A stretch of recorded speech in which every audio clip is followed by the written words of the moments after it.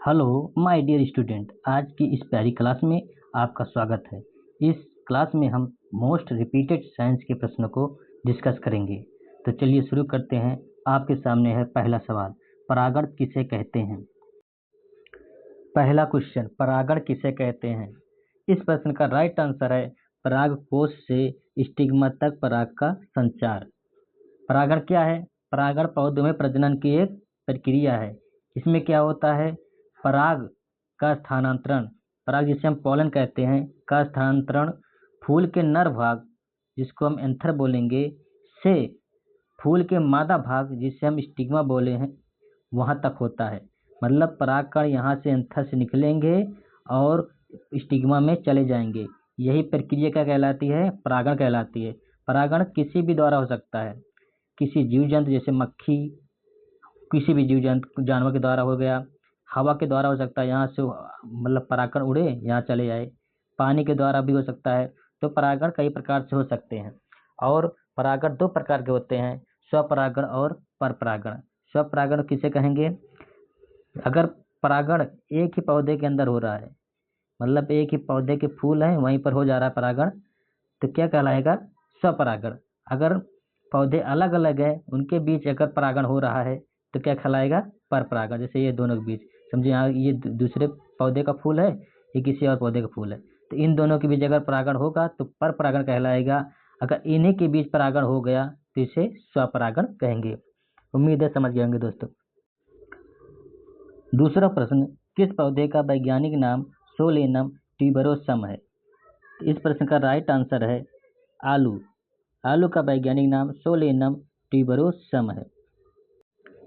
ये कुछ इम्पोर्टेंट पौधों के वैज्ञानिक नाम हैं, इनको आपको याद करना है, इसको जरूर याद करना, क्योंकि ये अक्सर एग्जाम में आते रहते हैं। तीसरा प्रश्न है दोस्तों, आयोडीन किससे प्राप्त होता है।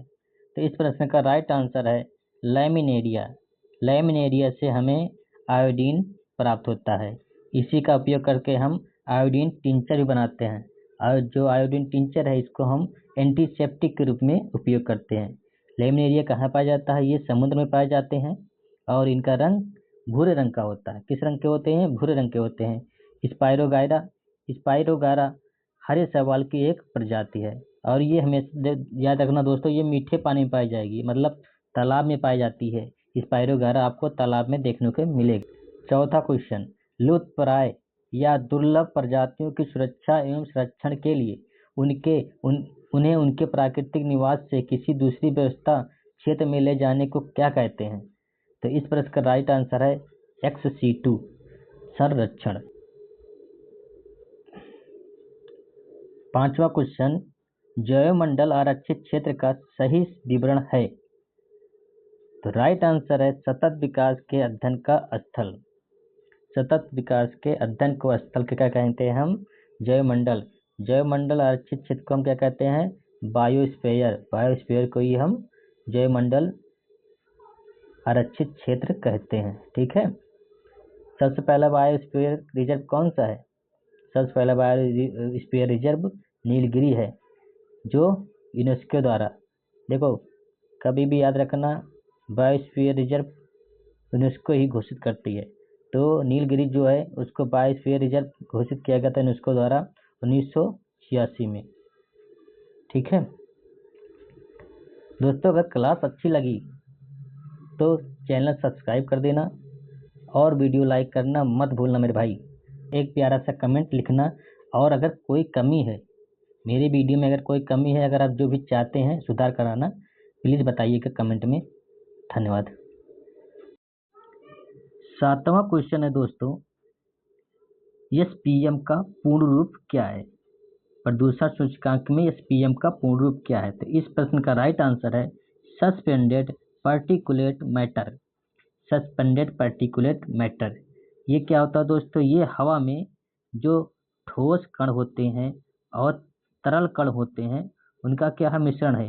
ये बहुत छोटे छोटे होते हैं, ये बहुत ज़्यादा छोटे होते हैं, हमें नग्न आँखों से दिखाई नहीं देंगे, हमारे सामने होंगे लेकिन हमें दिखाई नहीं देते हैं। तो इन्हें हम क्या कहते हैं? SPM।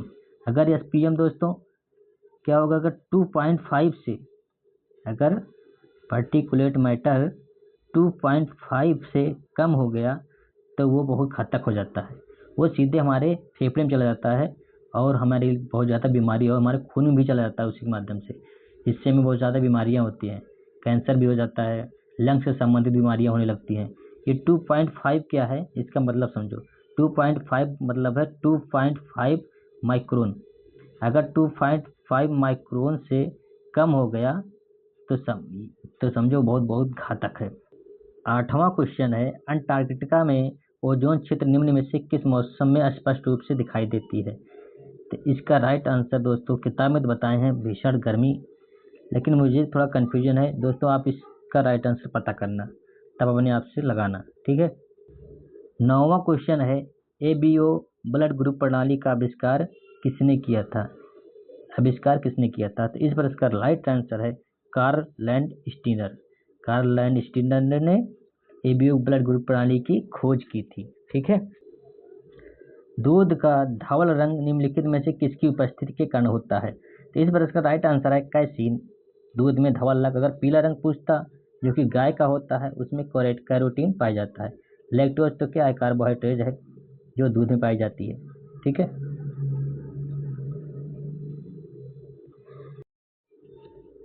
11वां क्वेश्चन दोस्तों, सैया काली साड़ी लइहा।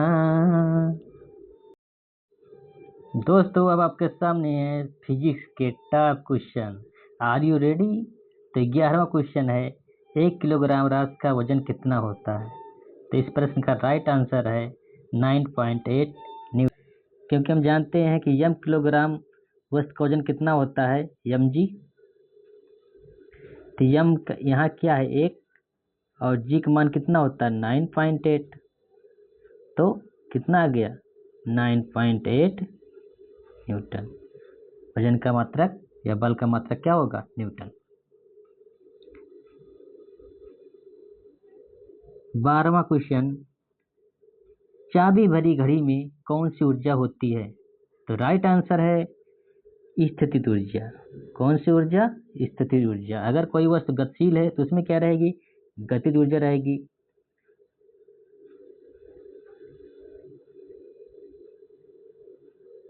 13वां क्वेश्चन, पास आती हुई रेलगाड़ी की सीटी की आवृत्ति या तीक्ष्णता बढ़ती जाती है, ऐसा किस घटना के कारण होता है? तो इस प्रश्न का राइट आंसर है डॉपलर प्रभाव।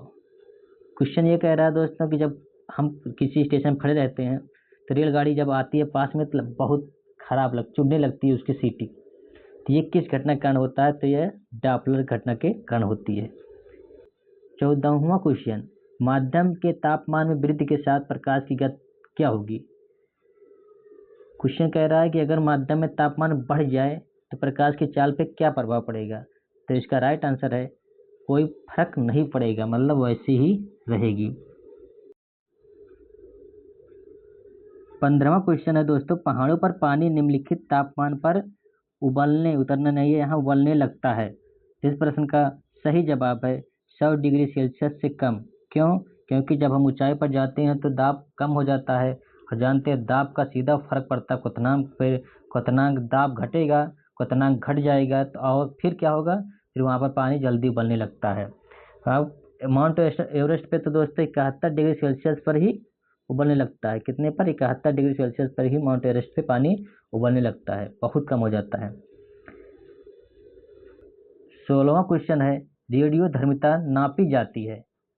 तो सही जवाब है गीगर मूलर काउंटर द्वारा। किसके द्वारा, गीगर मूलर काउंटर, या कभी कभी गाइगर भी लिख के आता है, तो आप डरिएगा मत, चाहे गीगर बोलो चाहे गाइगर बोलो, दोनों एक ही हैं। तो रेडियो धर्मिता नापी जाती है गीगर मूलर काउंटर द्वारा। 17वां क्वेश्चन है, न्यूनतम पारगम्य शक्ति किरण कौन सी है? प्रोग्राम नहीं है, यह है पारगम्य, तो यहाँ लिखना अपना पारगम्य। न्यूनतम पारगम्य शक्ति किरण कौन सी है? क्वेश्चन कहना चाह रहा है कि निम्नलिखित में से किसकी पारगम्यता बहुत कम है, सबसे कम है? तो इस प्रश्न का राइट आंसर है अल्फा किरण। अल्फा किरण की पारगम्यता बहुत कम है, मतलब ये दूसरे के आर पार नहीं जा पाएगी। यहाँ तक कि अगर आप एक कागज रख देंगे उसके सामने तो अल्फा किरण उस कागज को भी पार नहीं कर पाती है, ठीक है। 18वां क्वेश्चन है, परमाणु रिएक्टर का आविष्कार किसने किया था? तो इस प्रश्न का राइट आंसर है दोस्तों फर्मी भाई साहब ने। कौन? एनरिको फर्मी ने। एनरिको फर्मी ने ही परमाणु रिएक्टर की खोज की थी।